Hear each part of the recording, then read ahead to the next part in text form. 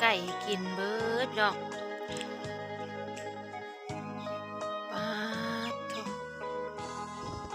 ปาดลมวีบ่ได้เอาน้ำมาหดพักเหี่ยวบ่แหละพี่น้องจ้า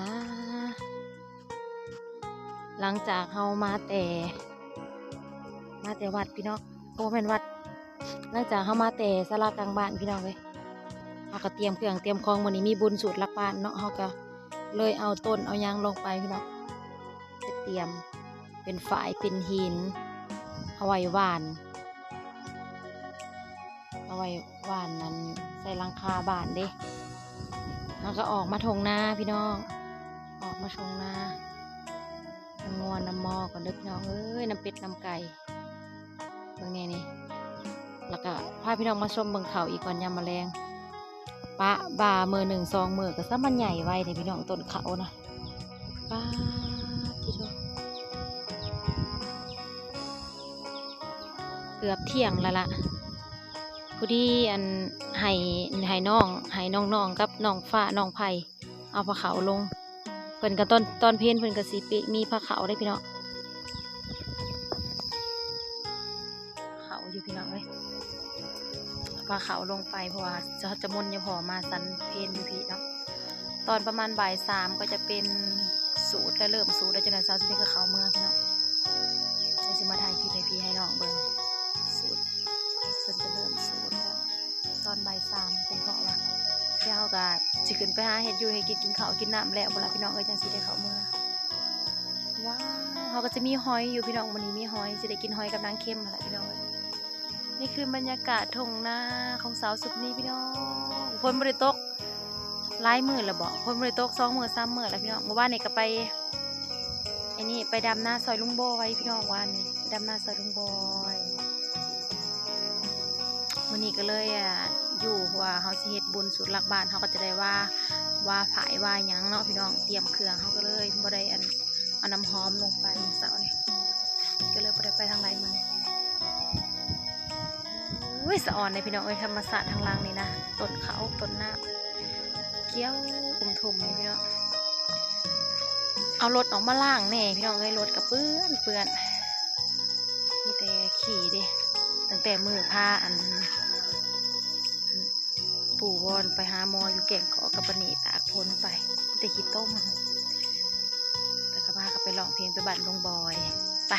โอเคพี่น้องได้สิขึ้นไปเฮ็ดอยู่เฮ็ดกินก่อนเด้อพี่น้องจ้าไปเบิ่งอาหารเที่ยงน้ำเฮาทำกันว่าสิมียังกิน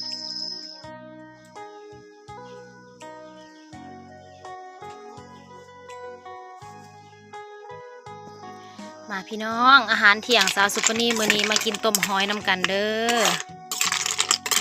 กำลังเฮ็ดกับข้าวเที่ยงพี่น้องทักทายสบายดีพี่น้องทุกหม้องทุกบ่อนว้าวต้มหอยพี่น้องหอมเด้ดำแจ่วแซ่บๆพี่น้องมาเนี่ยความมั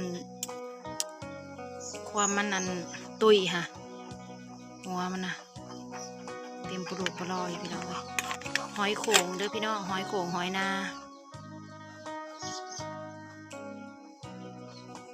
มากินนำกันพี่น้องบรรยากาศอยู่ตรงไหนตรงหน้าพี่ก็มาเลยกินข้าวกับต้มหอยพี่น้อง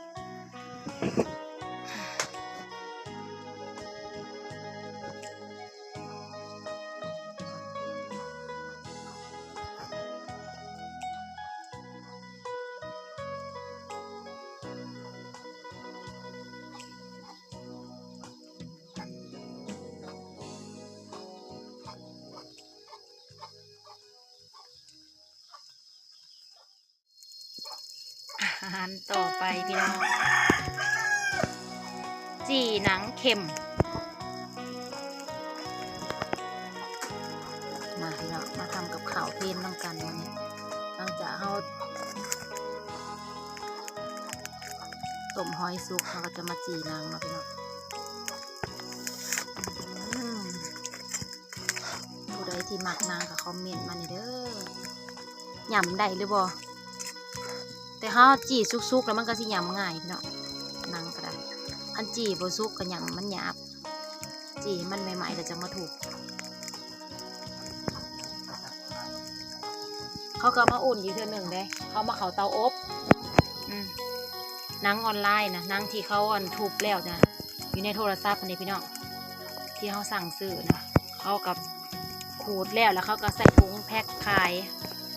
เขาก็ให้เขาเอาไปเขาเตาอบอีกเทื่อหนึ่งแต่เขาบ่มีเตาอบมันก็สิมาถิ่มใส่ไฟมันก็กินยากมันก็เป็นใหม่อีก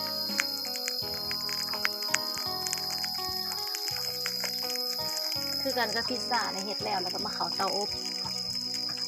บคืนกับเขาสภาพเดิม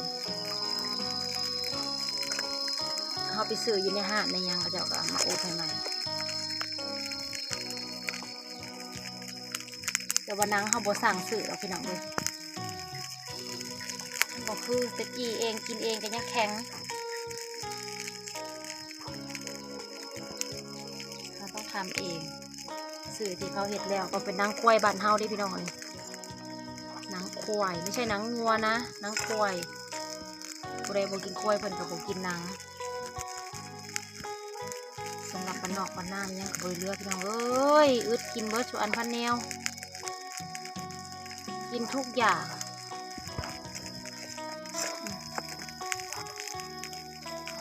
เป็นทุกอย่างที่ขวางหน้าเอาจีให้มันดำๆจังสีเนาะจีแล้วก็จะไปถูกพี่น้อง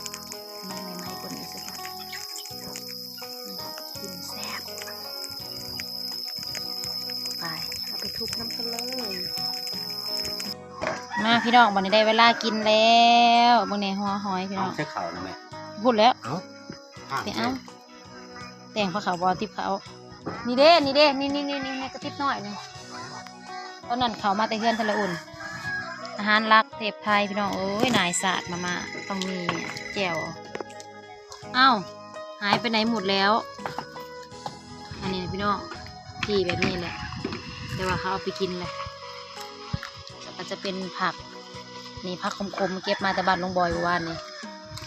ยังก่อนพักก่อนผักสไลด์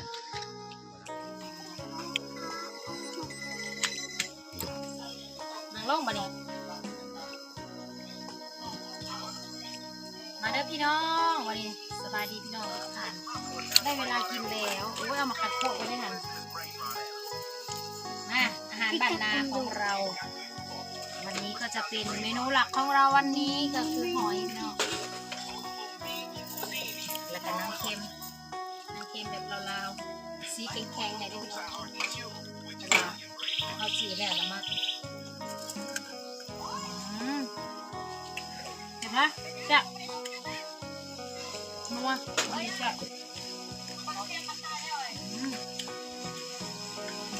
ทอดกระทิ้นพี่น้องเลยทอดกระทิ้นกันอยู่ข้างหน้าเอง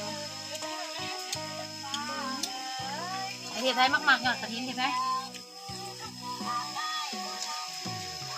เบาๆหน่อยวะทอดกระทิ้นทอดจริงๆต้องหอยหน่อยนะมาออกดีมากค่ะ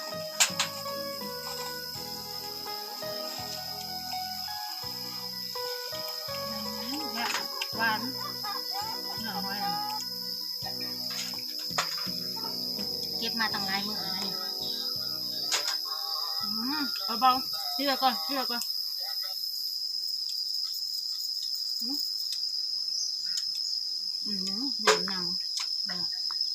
หนำบ่ได้เท่านี้แหละเอาสิกินได้ไหมสบายดีปลาลุงและแม่ว่านะสบายดีปลาลุงสบายดีนะหาลุงนะสบายดีกับบ่ได้ยังบ่สบายดีปลาลุงงามเนาะคนมาทานระยะเขาคนกินบางอย่างเด้